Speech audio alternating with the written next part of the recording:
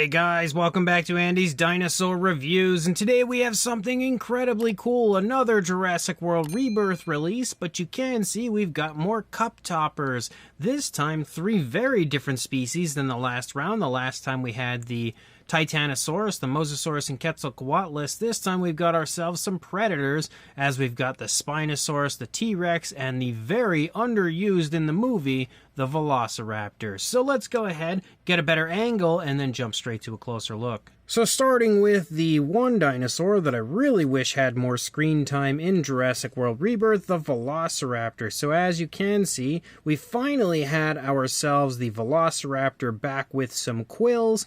Unfortunately, it didn't really get used much in the film aside from one scene at night in the dark where you barely saw it, and then it was just gone. And there was also apparently another scene that was going to take place near the end of the film that did include more Velociraptor. So I'm excited for the Blu-ray release to come out at some point in the near future where I can actually watch that whole scene.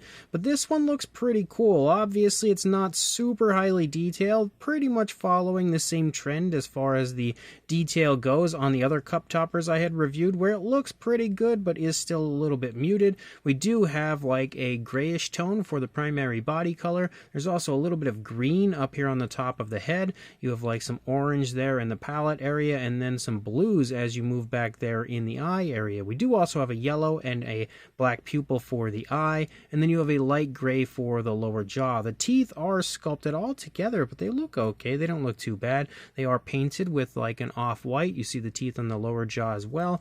The mouth is open on our raptor. We've got the tongue sculpted out there on the inside of the mouth. That's kind of hard to focus on for some reason. You can see the detail on the inside of the mouth on the upper side. A little sloppiness to the paintwork, to the skin stretching here on this side, but the eye is surprisingly well done as far as the paintwork. As you move back, you do have a lot of quills, honestly, probably way too many, but of course we didn't get the best view of the raptor, so I guess it might have had that many quills, or one of them might have had that many. I'm not too sure, but it definitely looks like we've got way too many if you ask me. The neck is also super long on this version, which I would imagine is also too long for what the raptor actually would look like. But as you move back, you do pick up some alternate coloration. You have kind of like a striping effect that moves out, but does... oh, okay. I was going to say it does end before you reach the tail. It's just kind of inconsistent as far as the paint, because as you lead back, you kind of see a striping effect on this side, but it's not till you move over to this side that it becomes a lot more obvious. So it does look better when it comes to the striping on this side. We've got the arms held up here into the body. You do also have a dark greenish tone that moves along the underside of the dinosaur. The fingers look pretty good. The claws even have kind of a genuine sharp look to them. As you move back into the stomach, the skin texture does look better, I think, in the body than what we had seen in the face. You've got musculature here in the thigh. You also have the kneecap as well as the calf muscle, and as you move down, pretty nice looking foot sculpt. And can't tell if the claws are painted. No, I don't think they are. Well, it kind of looks like it is here. It actually has like a spritz of like the black paint, but over here kind of doesn't really look like it. So sort of look painted, but sort of don't. But the figure does have like a pretty cool base, kind of like a little rocky area. And I think all 3 of the figures have pretty much the same style base, where it's just a green with like a little rocky area, a little earthy formation. The tail does curve pretty drastically back around. You can see the greenish tone does actually run the entire way through the underside of the figure as well. The tail's definitely a bit short though. But that is pretty cool to finally have a decent version of the Rebirth Raptor. We do of course also have the T-Rex, which of course is named Ember, or at least that's what I've been told. It does look pretty good, definitely fairly nicely replicates the look of the Rebirth T-Rex. A little sloppiness when it comes to the paintwork of the teeth, but it does have that bulkiness that we see on the T-Rex in Jurassic World Rebirth. We've also got a yellow eye painted with a black pupil.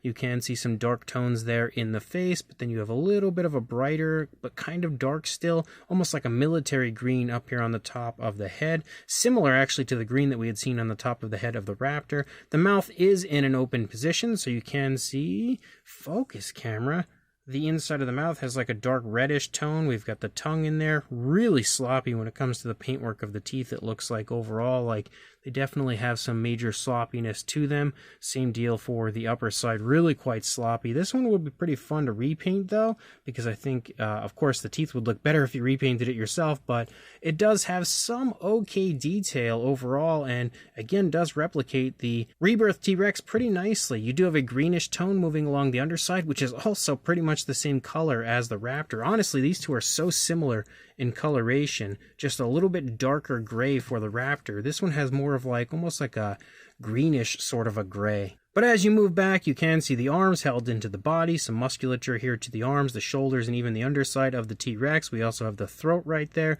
The arms look pretty good. They're also facing the correct direction. You have some alternate tones of color. Not really much of a striping at first, kind of, but it's just more like darker tones picking up, you know, basically throughout the body as you lead through, but as you lead into the tail, it does become more of a striping.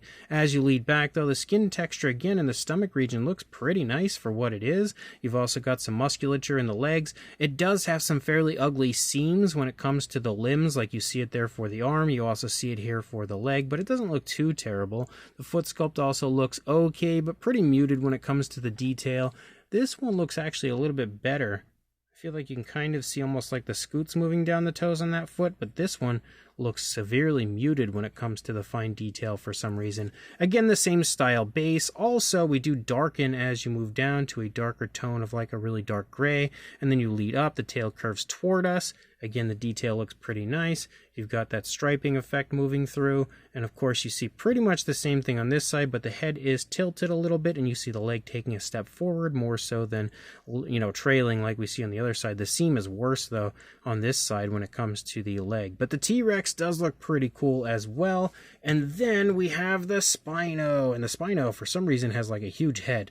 His head just seems larger than it should be, but this one does look pretty cool. Definitely captures the likeness fairly decently of the Rebirth Spino. Just like with the T-Rex, though, we definitely see some sloppiness when it comes to the paintwork of the teeth, but the teeth are pretty small, and it is just a cup topper, so I don't think they were too worried about it overall. We have an orange for the eye, black pupil, also a dark brown tone for the primary body color. Just like with the other two, the mouth is wide open, so we've got the tongue sticking up there, and you can see a nice pinkish tone for the inside of the mouth of the Spinosaurus. You do have a lighter tone that moves along the underside, and a very crocodilian look to the style of skin texture moving along the underside. Also, the claws are very obviously painted on the hand of the Spinosaurus right here, which is pretty interesting. But what's also interesting is that we've got one digit too many on the hands of the Spinosaurus, so that's pretty strange that they went ahead and applied 4 fingers as opposed to 3 for the Spinosaurus. But as you move over here, again, you've got the head sculpt looking okay, the mouth wide open, a little sloppiness to the paintwork in the mouth moving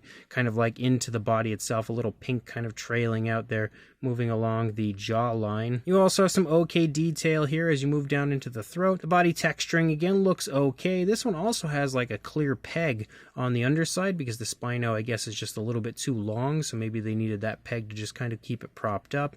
You also can see again a little variation of color as you move from the dark brown body up into the sail, as we have like a light sort of a brownish tone with black kind of striping through, so not really replicating the coloration of the Rebirth Spinosaurus all that much. You can also see some scoots moving down here along the side of the neck. Some big beefy thighs on this one. As you move down, the foot sculpt looks so tiny compared to the size of those massive thighs. But you also can see again that the nails on the feet are painted yet again, so interesting that they chose to paint all of the claws on this one over the others. They didn't do it on the other ones. You also can take note to the seams again for the legs and arms, unfortunately. As you move out into the tail, you do have that striping as well as that lighter brown moving along the top of the sail. As we move out through that paddle-like tail, it has a massive curve to it, like very unhealthy curve to the tail. It is super, super bent out of shape here, but it looks okay when it comes to the detail and definitely, you know, keeps the dinosaur kind of contained to this one area for the cup toppers, so I can understand why they did it that way. But Again, same base and everything. Still really cool. And then, of course, you do also have some information here on the underside, of course, stating that it is Universal Studios and all of that fun stuff. So they're letting you know that they are officially licensed versions of these dinosaurs. But as far as the size goes, they're pretty much the same as the other cup toppers, or similar in size.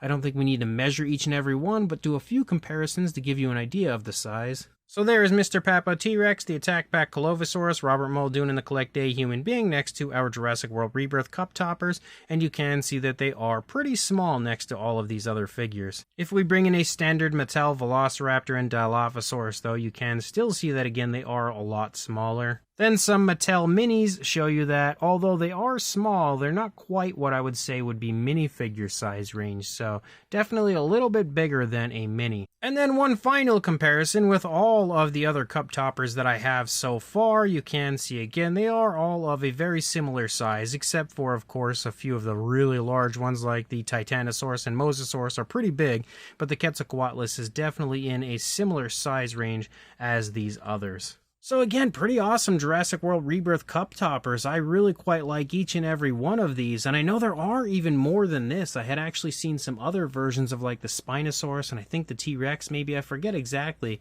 but I might have to try to search those out at some point as well. But these ones are really neat. I think sculpt-wise, for the most part, they look pretty good. The Spino is the one that I think is the most off when it comes to its appearance. The Raptor looks questionable with how long the neck is and how many quills it has on the back of the head. But the T-Rex, I think, is really well done and definitely looks fairly close to the way it looks on screen. The sculpts of all of them are pretty decently detailed, you know, a little muted here and there like in the face and stuff, but for the most part they do have some fairly nice fine detail. You do have some obnoxious seams which weren't really so present on the other ones, so I would say that maybe these were made from a different company that the ones that were here in the United States were made from, so a little bit different as far as that goes. And I also feel like the ones that we had reviewed before were a lot more accurate as a whole compared to what these ones are, as these ones do look a little bit off here and there, especially the Spinosaurus. But the paintwork, again, is alright for these. That is one plus for these ones, is they actually seem to have more paintwork than the other figures did, so kudos to them for applying a little bit more color on these guys. But again, none of them are perfect as far as the paintwork goes and don't really replicate the way they look on screen perfectly, but at the same time, they're just cup toppers. They don't have to be super impressive when it comes to the paintwork. So they are pretty cool. You can find these actually floating around all over the place. I've seen, of course, tons of listings for them on eBay, and I've even seen them listed on Aliexpress. So if you head on over to one of those places, you can find these. Again, purchase them and add them to your collection. So make sure you do that, and of course, like, comment, and subscribe, and I will see you in the next review. Thanks for watching.